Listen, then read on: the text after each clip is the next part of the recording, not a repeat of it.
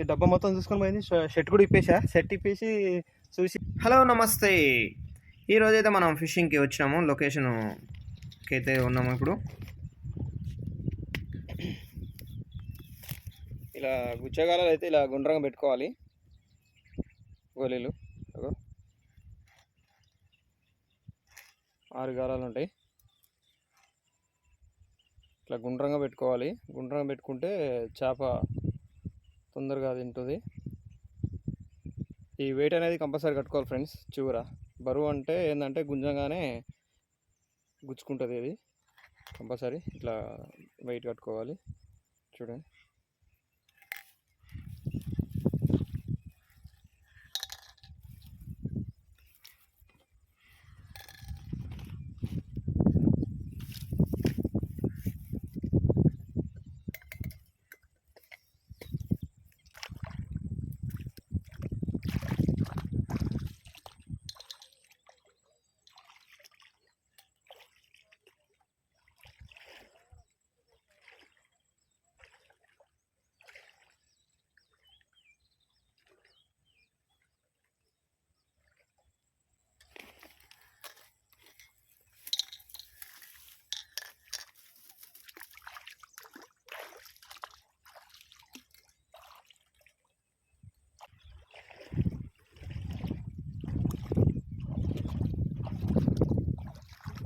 Friends.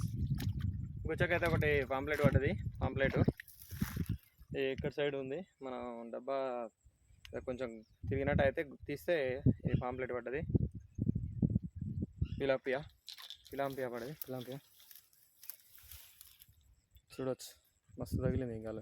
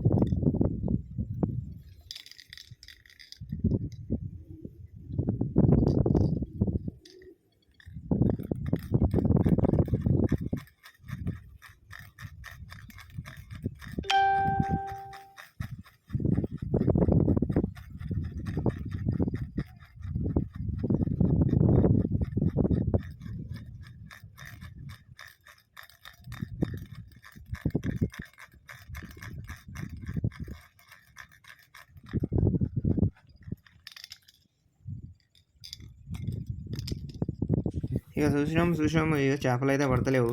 ఇక డబ్బాలన్నీ అయితే చుట్టేసిన ఇక ఇప్పటివరకైతే పిలాపియా 2 చేపలు పాంప్లెట్లు అయితే పడ్డాయి.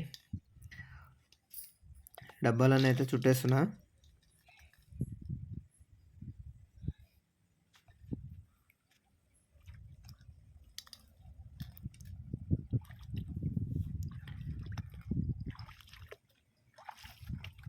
ఈ డబ్బాలన్నీ తీసుకొని వచ్చి ఈడ పెట్టే లోపల ఇక అక్కడ సైడు అయితే డబ్బా గిర్రం తిరిగింది.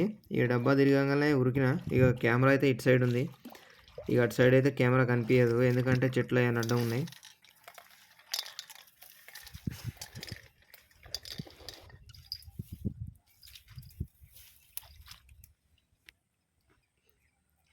అక్కడ చెట్లు ఉంటాయి, కనిపించదు మనకి కెమెరా.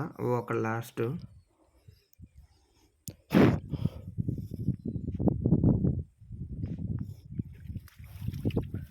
ఫ్రెండ్స్ ఒక చేప అయితే పడ్డది ఇప్పుడే, కానీ అటు డబ్బా మొత్తం తీసుకొని పోయింది.